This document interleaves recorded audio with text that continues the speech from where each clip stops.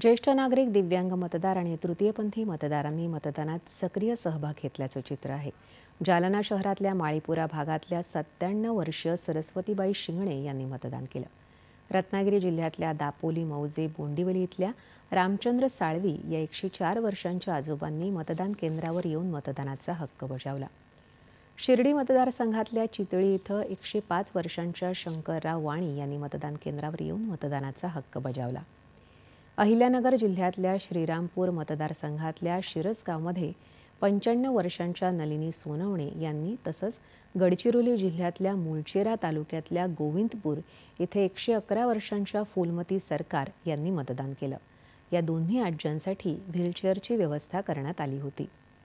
अहिल्यानगर जिल्ह्यातील श्रीरामपूर मतदारसंघातील बेलापूर इथले 97 वर्षीय भागवतराव साळुंके यांनी मतदान केलं.